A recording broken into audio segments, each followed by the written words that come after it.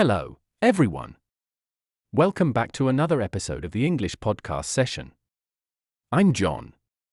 And I'm Amelia. Today, we're talking about something we all need: how to make new friends in your neighborhood. That's right. Moving to a new place or simply wanting to connect with your community can feel challenging. But don't worry, we've got 5 great ways to make it easier. Let's jump into it.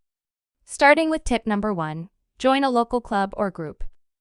Joining a club can be a game changer. Whether it's a book club, a hiking group, or a sports team, you're instantly surrounded by people with similar interests. Exactly. You're not just meeting new people, you're also bonding over shared activities. For example, I joined a yoga class when I moved, and I've made some wonderful friends there. Same here. I joined a local cycling group. Not only did I improve my fitness, but I also built lasting friendships. Moving on to tip number 2, start conversations about shared interests. This is a big one. Often, the simplest way to connect is to talk about something you both enjoy. Maybe it's gardening, cooking, or even the weather. A great way to start is by complimenting something, like their garden or their pet. For example, your roses look amazing. Do you have any tips for a beginner gardener? That's so true. It's a natural way to break the ice without feeling awkward. Let's move on to tip number 3, participate in neighborhood events. This could be anything: a block party, a community cleanup, or even a charity bake sale. These events are perfect for meeting your neighbors in a relaxed setting. Plus, you're showing that you care about the community, which makes a positive impression. Have you ever volunteered at a local event, John? I have. Last year, I helped organize a local charity run. It was so rewarding, and I met a bunch of amazing people. Alright, tip number 4, play outdoor games or sports together. This one's fun and interactive. Setting up a simple game of basketball, soccer, or even frisbee in a park can attract people to join you. Kids and adults alike enjoy these activities. It's a light-hearted way to bond, and you might end up with a regular group for weekend games. Totally agree. And now for our final tip, number 5, be consistent and approachable. Building friendships takes time. A friendly wave or a smile when you see someone can go a long way. The key is consistency. Yes, small gestures like greeting your neighbors regularly show that you're open to conversation. People feel more comfortable approaching you. Alright, let's quickly recap those 5 tips: join a local club, start conversations about shared interests, participate in neighborhood events, play outdoor games, and be consistent and approachable. Before we wrap up, let's share a short story that ties everything together. John, would you like to do the honors? Of course. Here's a quick story. Emily moved to a new neighborhood and felt lonely. One day, she saw a flyer for a community gardening group and decided to join. At the first meeting, she complimented someone's beautiful sunflowers, which started a friendly chat. Over time, she participated in a few other local events, like a neighborhood potluck and a cleanup drive. Eventually, she started inviting her new friends for weekend board game nights. Now, Emily feels like she truly belongs in her community. Such a heartwarming story. It's a great example of how small steps can lead to meaningful connections. Absolutely. Now, before we end, we have a fun quiz question for you. Are you ready? Here it is. What's one activity you could try this weekend to meet new friends in your neighborhood? Think about it for a second. Got your answer? Great. Here's a suggestion: attend a local event, like a farmer's market or a park cleanup. It's a fantastic way to meet like-minded people. And that's it for today's episode. Thank you so much for tuning in to the English podcast session. We hope these tips inspire you to make new friends and feel more connected. Don't forget to subscribe and share this episode with someone who might find it helpful. Take care, everyone. See you next time. Bye for now.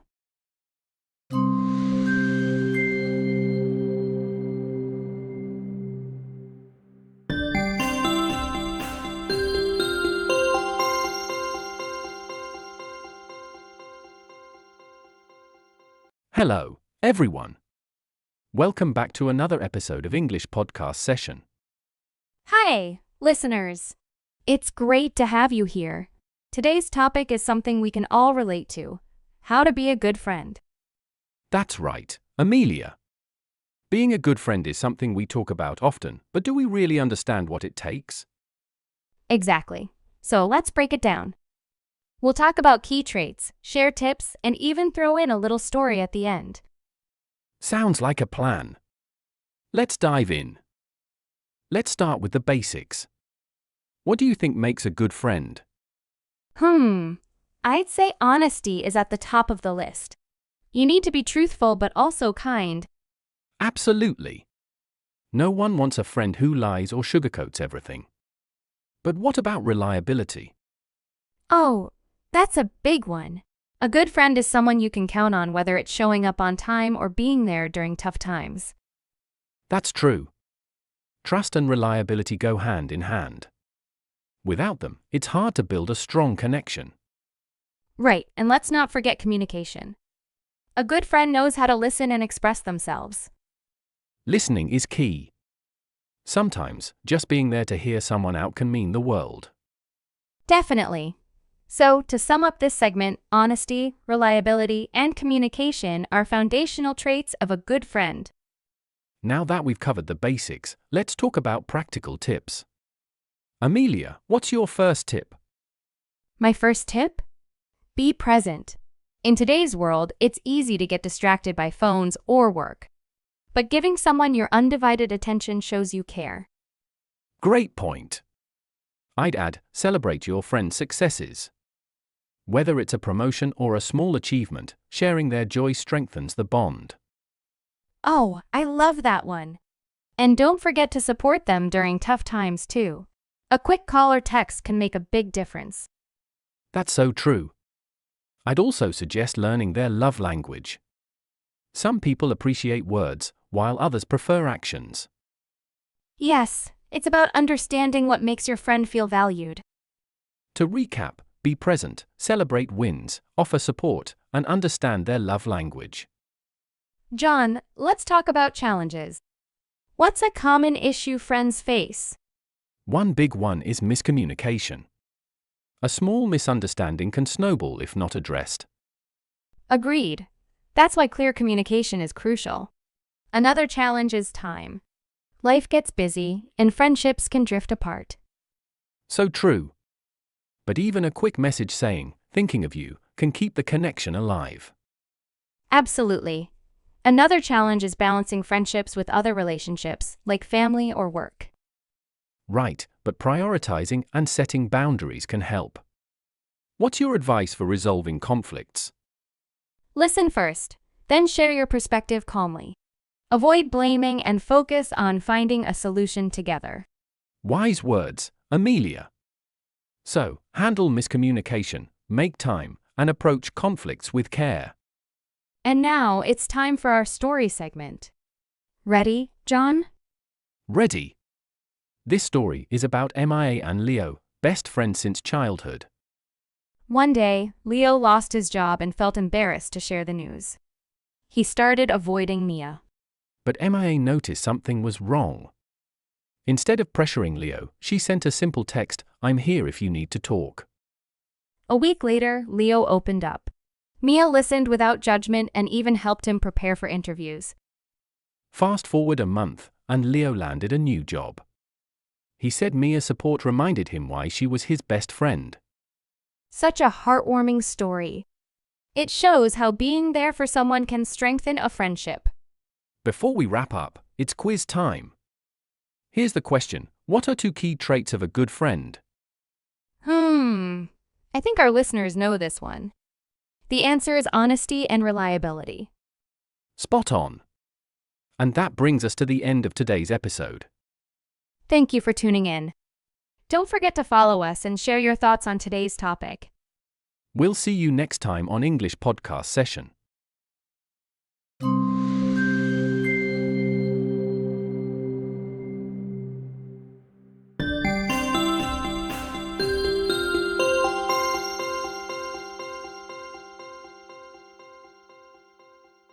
Welcome back to another episode of English Podcast Session. I'm John. And I'm Amelia. Today, we're diving into a topic that's super relevant for students everywhere. 5 ways to stay organized for school. Staying organized can feel overwhelming sometimes, but it doesn't have to be. We've got simple, practical tips to help you stay on top of your schoolwork. Ready to get started? Absolutely. Let's jump into our first tip. The first tip is to use a planner. This could be a physical planner or a digital one, like an app on your phone. Write down all your assignments, due dates, and important events. Right. I use my planner to jot down not just deadlines, but also reminders for smaller tasks, like preparing for a quiz or finishing a reading assignment. It's also helpful to block out time for studying or group projects. That way, you can visually see where your time is going. Exactly. The key is consistency. Check it every day, it'll save you from last-minute surprises. Totally agree. Let's move on to the second tip. Tip number 2, color code your folders or notebooks. It's such a simple hack, but it works wonders. Oh, absolutely. Assign a color to each subject like blue for math, green for science, and so on. That way, you can grab what you need without even thinking about it. And if you're using digital files, you can color code them too. Many apps let you assign labels or tags in different colors. It's all about reducing mental clutter. Plus, it's a little fun. Who doesn't love a pop of color in their day? Agreed. Now, on to tip number 3. Number 3 is to label your school supplies. This one is especially helpful if you're prone to losing things. Yeah, I started doing this last year, and it's a game changer. Use a label maker, or even just a permanent marker to write your name on your books, pens, and other items. It's also useful for keeping track of what belongs in which class. For example, you could label your math binder Math Period 3. That's smart. And if you're sharing a study space with siblings or roommates, labeling helps avoid mix-ups. Exactly. Let's keep this rolling. Tip number 4, keep a dedicated study space. Having a consistent spot to do your work can make a big difference. Definitely. Choose a quiet area with minimal distractions. Keep all your essential supplies like pens, notebooks, and a calculator within arm's reach. And don't forget about lighting. Good lighting helps you stay focused and reduces eye strain. Absolutely. If you're short on space, even a portable caddy with your supplies can work as a mini study station. Great point. Now, let's move to our final tip. Tip 5 is to set weekly goals. This helps you stay focused and motivated. I found it helpful to break big projects into smaller, weekly tasks. It's less overwhelming that way. And don't forget to celebrate your wins. If you finish all your goals for the week, reward yourself with something small, like watching a favorite show or having a treat. Rewards can definitely keep you motivated. Plus, reviewing your goals at the end of the week helps you see what's working and what needs tweaking. Exactly. And that wraps up our 5 tips. Let's summarize quickly before we share a story. Here's a quick recap. 1. Use a planner. 2. Color code your folders. 3. Label your supplies. 4. Keep a dedicated study space. And 5. Set weekly goals. Following these steps can make a huge difference in staying organized and reducing stress. Let me share a quick story. There was a student named Mia who always struggled with her assignments. She'd forget deadlines, lose her supplies, and feel constantly overwhelmed. That sounds tough. What did she do? She decided to try some of these tips. First, she got a planner and started writing down all her tasks. Then, she color-coded her folders and labeled everything. And did it help? Absolutely. Within a month, she was on top of her work and even had time to join a school club. Staying organized made her life so much easier. That's such a great example. Small changes really can have a big impact. Before we wrap up, here's a fun quiz question for you. What's one benefit of color-coding your folders? The answer? It makes it easier to grab the right materials quickly and reduces mental clutter. Spot on. And that brings us to the end of today's episode. Thanks for listening to English Podcast Session. Don't forget to subscribe and share this episode with your friends. And remember, staying organized is the first step to success. Until next time, bye. Bye.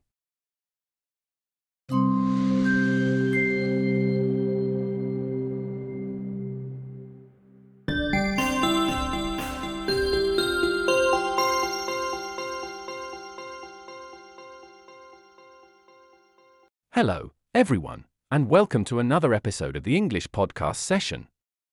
I'm John. And I'm Amelia. Today, we're diving into a topic that resonates with everyone at some point in their lives: believing in yourself. That's right. Whether it's chasing a dream, overcoming self-doubt, or just taking that first step, self-belief is at the heart of it all.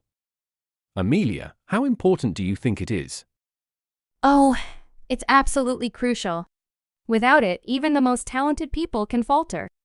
But the good news is, self-belief can be nurtured and grown over time. Exactly. And today, we'll talk about practical tips, personal insights, and even share a little story at the end. Shall we get started? Let's do it. So, Amelia, how would you define self-belief? I'd say self-belief is the confidence in your own abilities and decisions. It's about trusting yourself, even when things get tough. What about you? I agree. It's also knowing that failures are part of the process, not the end of the road. Self-belief is what helps you bounce back. Exactly. It's not arrogance, it's self-trust. And that trust grows with practice and experience. Absolutely. And sometimes, it starts with small wins. Like, remember your first public speaking experience. Oh, don't remind me. I was terrified. But with practice and encouragement, I started to believe I could do it. Now, here I am, podcasting. Let's talk about the challenges. What do you think are the biggest obstacles to self-belief? Fear of failure is a big one. People are so afraid of messing up that they don't even try. That's true. And then there's comparison. Social media makes it so easy to compare yourself to others and feel inadequate. Oh, absolutely. But what's your take on overcoming these challenges, John? For me, it's about reframing failure. Every failure is a lesson. And as for comparison, I remind myself that everyone's journey is unique. That's so true. And surrounding yourself with positive influences helps. People who lift you up, not bring you down. Couldn't agree more. Speaking of positive influences, Amelia, who inspires your self-belief? My grandmother. She always believed in me, even when I doubted myself. What about you? For me, it's my coach from high school. He always said, "You don't have to be the best, just be your best." That stuck with me. Now, let's get practical. What are some actionable tips to build self-belief? First, set small, achievable goals. Success breeds confidence. What's your tip, Amelia? Practice positive self-talk. Replace negative thoughts with empowering ones. Like, instead of saying, "I can't," say, "I'll try." That's great. Another one is stepping out of your comfort zone. Growth happens when you challenge yourself. Definitely. And celebrating your achievements, no matter how small, is important too. It reminds you of your progress. Excellent points. And let's not forget mindfulness. Being present helps you stay grounded and reduces self-doubt. Yes, and journaling can help too. Writing down your thoughts and achievements can boost your confidence over time. And now, as promised, a short story to tie it all together. Amelia, would you like to share it? Sure. Here's a story about Mia, a young artist who doubted her talent. She loved painting but never shared her work, afraid of criticism. One day, her friends secretly entered one of her pieces in a local competition. Mia was furious but also curious. To her surprise, she won second place. That moment changed everything. She realized her art could touch people, but only if she shared it. Over time, she grew more confident and even held her own gallery show. Mia's journey shows how stepping out of your comfort zone and taking a risk can transform your belief in yourself. Exactly. And it's a reminder that sometimes we need a little push from others to see our potential. Before we wrap up, let's do a quick quiz to recap. Here's a question for our listeners. What is one practical way to build self-belief? Great question. And the answer? Setting small, achievable goals. Remember, success builds confidence. That's all for today's episode of the English podcast session. We hope you're feeling inspired to believe in yourself a little more. Absolutely. Remember, self-belief is a journey, not a destination. Keep working on it, one step at a time. Thanks for tuning in. Don't forget to like, share, and subscribe.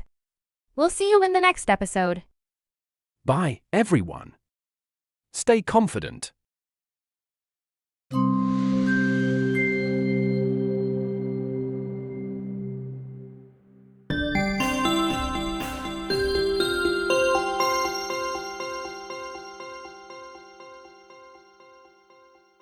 Hi everyone, and welcome back to the English podcast session. I'm Ken. And I'm Amelia. We're so glad you're here. Today, we're diving into an important topic: why kindness matters. That's right, Amelia. Kindness is one of those things that seems simple, but its impact can be huge. So let's get started. Absolutely. Let's begin with the basics. What do we mean by kindness? Kindness is showing care, concern, and generosity to others. It's about being thoughtful and doing things that make a positive difference, no matter how small. Exactly. And it's not just about grand gestures. Sometimes the smallest acts of kindness, like smiling at someone, can have a big impact. So, why is kindness important? Let's start with what it does for us personally. Kindness actually makes us feel good. Studies show that being kind releases hormones like oxytocin, which is sometimes called the love hormone. That's right. Oxytocin helps reduce stress and makes us feel happier. Have you ever done something kind and felt a warm, fuzzy feeling afterward? Definitely. Even something as simple as holding the door open for someone can leave you with a sense of joy. And it's not just emotional benefits. There's evidence that kindness can improve physical health too, like lowering blood pressure. Isn't that amazing? A single kind act benefits both the giver and the receiver. Let's talk about the ripple effect. Amelia, what does that mean? The ripple effect is when one act of kindness inspires others to do the same. It's like tossing a pebble into a pond and watching the ripples spread. Exactly. For example, if you help someone, they might be inspired to help someone else. It creates a chain reaction. And that chain reaction can spread far and wide. One small act of kindness could impact people you've never even met. It's like planting seeds of positivity. Over time, those seeds grow into something much bigger than we could imagine. Beautifully said, Ken. That's the power of kindness. Amelia, how does kindness affect our relationships? It strengthens them. Kindness builds trust and fosters deeper connections. When we're kind, we show people that we care.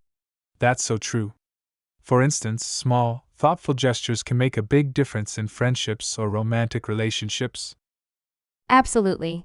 Even saying thank you or listening attentively can make someone feel valued. Kindness also helps resolve conflicts. Instead of reacting with anger, responding with kindness can diffuse tension and lead to better outcomes. Great point. It's like kindness is a glue that holds relationships together. Let's zoom out and look at society as a whole. Why is kindness important on a larger scale? Because it creates a sense of community. When people are kind, it fosters an environment where everyone feels supported. Right. Think about volunteering or donating to charity. Those acts of kindness strengthen society by addressing needs and lifting others up. And kindness is contagious. When we see someone doing good, it motivates us to do the same. That's how we build a kinder world. A world where kindness is the norm sounds pretty amazing, doesn't it? It really does, Ken. And each of us has the power to contribute to that vision. Now, let's move to a story that perfectly captures the essence of kindness. Great idea, Amelia. Here it is. There was a young boy named Sam who saw an elderly man struggling to carry groceries. Without hesitation, Sam offered to help. The man, touched by Sam's kindness, shared a story about how someone once helped him in a similar way. Inspired, Sam decided to keep the chain going. He started a community project where people could volunteer to help others in small but meaningful ways. Over time, the project grew, and the entire town became known for its culture of kindness. That's such a heartwarming story. It shows how one small act can spark something much larger. It really does. Kindness is powerful. Before we wrap up, here's a quick quiz question for our listeners. What hormone is released when we perform acts of kindness? And the answer is oxytocin. That's right. It's the hormone that helps us feel connected and happy. Well, that's all for today's episode of the English podcast session. We hope you enjoyed this discussion on why kindness is important. And we hope it inspires you to spread kindness in your own way. Remember, no act of kindness is ever too small.